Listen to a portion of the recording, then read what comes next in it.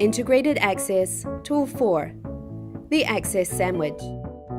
For this tool, you'll need to combine the skills you've acquired through Tools 1, 2, and 3. In Tool number 1, Universal Design for Learning, you built the foundation with which to talk about inclusive learning environments. In Tool number 2, Learning Styles, you identified your own personal learning style and the way you process information best. And in Tool number 3, you deconstructed the barriers you might have experienced in class and at university as a whole. Now you'll use these 3 tools to assemble the Access Sandwich. The Access Sandwich is modeled after the Praise Sandwich and consists of 3 layers: noting an access point, then a barrier, and then another access point to help you effectively communicate about access. Using this formula, any student experiencing barriers is able to engage in a successful dialogue. Remember, being a self-advocate and being proactive about the barriers you experience does not mean that you are required to share personal information or disclose a diagnosis. The Access Sandwich instead is more focused on addressing any barriers you might experience in your learning process. And chances are that if you are experiencing a barrier in the classroom, other students are most likely experiencing it as well. The recipe for the Access Sandwich is as follows. First, 1 slice of the Access bread. Take time to identify the elements of accessibility that already exist in the classroom.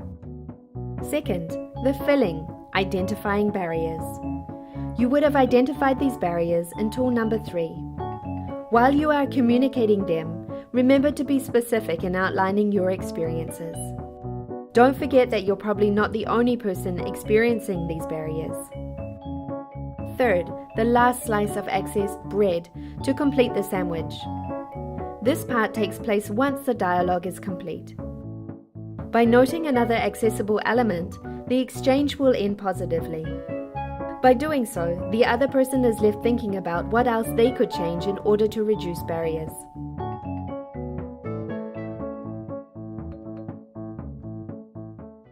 So one thing that I found helpful in being able to approach professors and teachers about accessibility issues, aside from the sandwich, is actually using the course evaluations, because essentially the more we talk about accessibility, the more people think about it, and the more people think about it, the more people act on it. And that really makes all the difference. I know that some classes I've taken here at McGill, that the teachers are really good about using different elements of universal design for learning, or incorporating different learning styles into their lectures, being engaging, whatnot.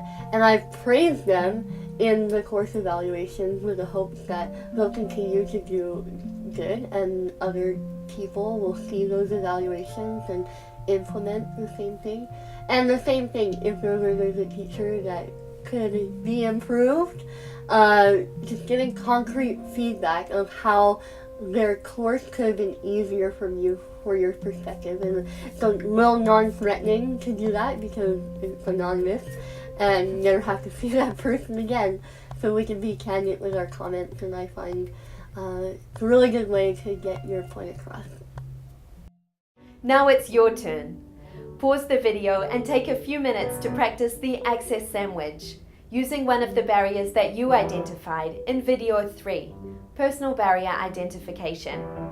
Call a friend, talk to yourself, use the mirror, any way that you can practice so that you feel comfortable. Today we looked at combining our knowledge of UDL strategies, our understanding of our learning styles, and how we process information, and our ability to pinpoint and explain the barriers we face to be proactive about the way we want to access education.